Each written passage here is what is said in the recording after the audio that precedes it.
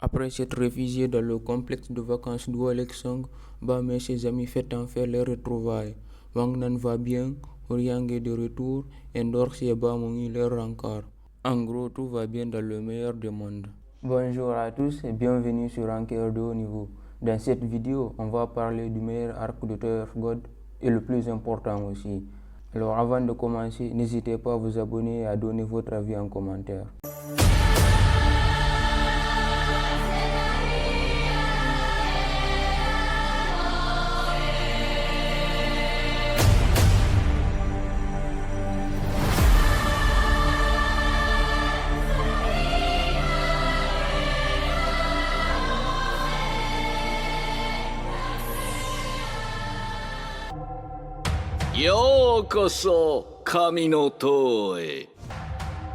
Kon, qui n'a pas oublié ce qui est arrivé à son équipe, va gravir la tour avec Bam. Mais en parallèle, il change à Novik Rang, Dani qui a de trouver Rachel et ses coéquipiers pour les éliminer.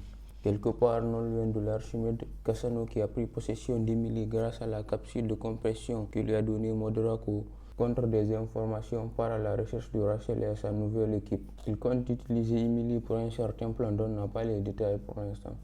Oriang de retour n'arrive pas à se réveiller, il est dans le coma pour cause de la peur de son démon que lui a pris Kasano pour devenir complet.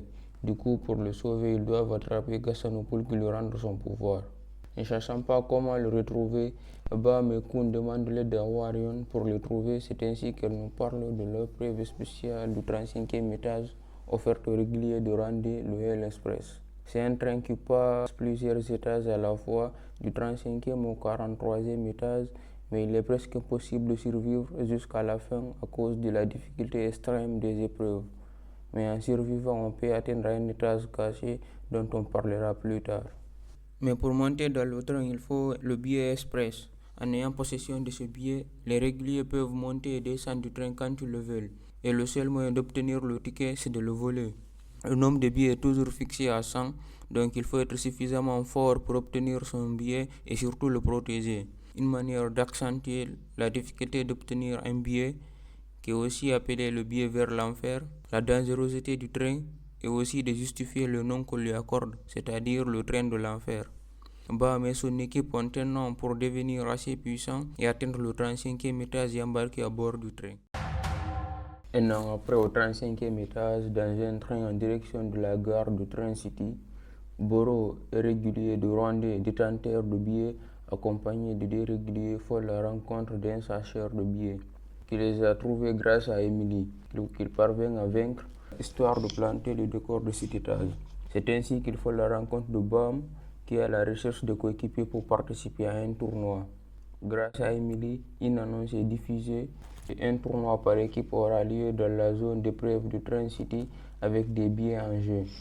Et ce qui permettra aux vainqueurs de contrôler le train avec le nom. Mais en réalité, ce tournoi sert juste de diversion pour permettre à Rachel et son équipe de voler le train, chose qu'ils vont réussir à faire. C'est une information qu'obtiendra Bam après avoir vaincu Hayura, une gardienne de phare venant des 10 grandes familles, la famille Ha, qui a rencontré Rachel grâce à Emily.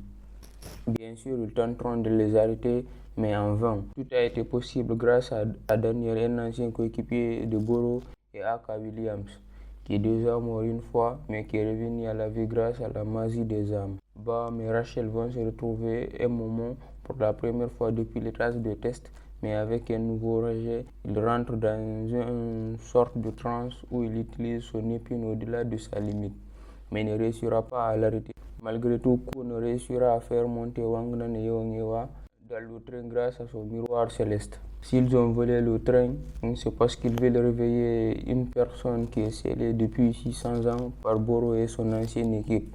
Daniel veut le réveiller pour ressusciter la fille qu'il aime, Roin, qui est aussi une coéquipière, qui a sacrifié son âme pour sceller cette personne. Joachim, c'était le candidat slayer de fougue à cette époque, qui a terrorisé le train, poussant les autres à le sceller. L'amour est vraiment un point central de Tower of God. Ça pourrait même être le début de tous les différents survenus dans la tour. N'ayant pas pu monter au bord du Hell Express ni à capturer Kasano, Bam et ses coéquipiers poursuivent le train jusqu'au 37e étage pour pouvoir embarquer. De leur côté, Rachel et son équipe vont réussir à réveiller Joachim, qui est membre des 10 grandes familles, la famille Arié. La famille Arié est l'une des plus puissantes des 10 grandes familles. Ils ont la particularité d'avoir des cheveux blancs et se battre à l'épée. Le personnage de Joachim va jouer un rôle central dans le développement de Bam, que ce soit en termes de puissance, de valeur morale et même de vision générale de la tour. En arrivant à embarquer à bord du train, Bam apprendra beaucoup sur lui, sur sa propre puissance, sur les irréguliers, sur sa famille, son origine et même une partie de l'histoire de la tour. C'est ainsi que se termine le mini-arc de Train City. Par la suite, on parlera du Hell Express avec une analyse plus en profondeur. C'est la fin de la vidéo. N'hésitez pas à vous abonner, de liker, de partager, de donner votre avis en commentaire. Merci.